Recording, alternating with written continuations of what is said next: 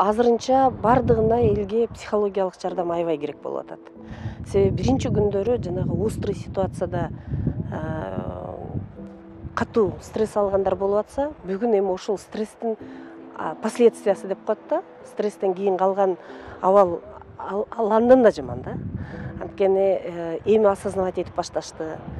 Эми кайра биринчи кийин ступор болуп эле эмне болгонун түшүнө албай абалда болуп атса, курч абалда болуп атса, азыр эми эмне кылабыз, үйлөр өрттөнүп кетти деп, эми өздөрүнө келип ыйлап, сыктап, эстеп, тиякта калган эркектерде эмне болуп атат деп ошого переживать этип баштаган случайлар эми башталды да. Ошон үчүн менимче эми психологиялык жардам бул биринчи эле келгенде 1-3 күн, 4 күн, ушинтип 10 күн жардам берип коюп кетчү нерсе эмес.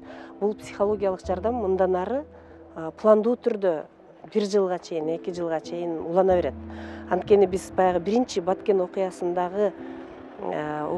болгон жабыркагандардан психологиялык жардамды улам жаңыртып, кайра жөнөтүп, эми эле бүтө албай аттык эле да.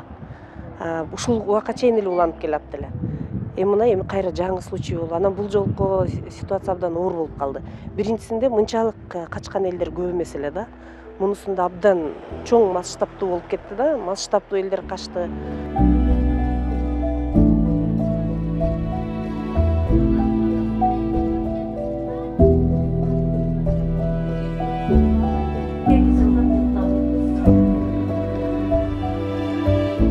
Баткен тараптан көпчүлүк эл ушу Кадымжай районунун территориясына эвакуация болгон үчүн ушул жакка келип Кадымжайга обосноваться этип туруп калдык. Бишкектен 8-9 психиатрлар Лейликке түштү, анткени ал мезгилде Лейлик бөлүнүп калган да, 2 бөлүнүп калган ошон үчүн. Анан азыр эми ушул Баткен менен Кадымжайдын тегерегинде 22 киши, 22 психолог жүрөт. Албетте бул жетишсиз. Эми эл өтө көп. Психиатр, врачтар биринчи күндөрү келгенде, алар врач да кантсе да, ошон үчүн медицинский навык болгон үчүн биринчи эле барып психологиялык жардам берген жеринде моментально кошо эле биринчи медициналык да жардам берип кетип атышат да.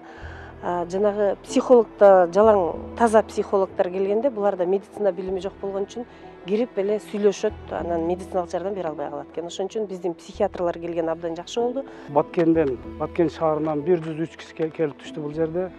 Ошол эле күнү жана өзүңүз айткандай айылдагы элдин бардыгы бирден, экиден семьяны алып кетишип, бизде болгону бир 6 эле киши калды. Андан кийин эртеси дагы эвакуация болуп келгендер эл алып атты, бирок бизде регулярный 20-30 киши болуп атты да. Эң горячий точкадан келген кишилер да, эч жака кетпей турган. Эми тамак аш маселеси боюнча ушул элге чоң ыраазычылык билдириш керек. Дайым кабар алышып өздөрүнүн жардам колдорун сунушуп атат. Кээ бир бизнесмендер бар, анан бизде дагы тамактарын жасап үйдөн алып келип, кээ бирлер продуктасын алып келип атат, ушул өзүнүн ашкында бышырып берип атабыз.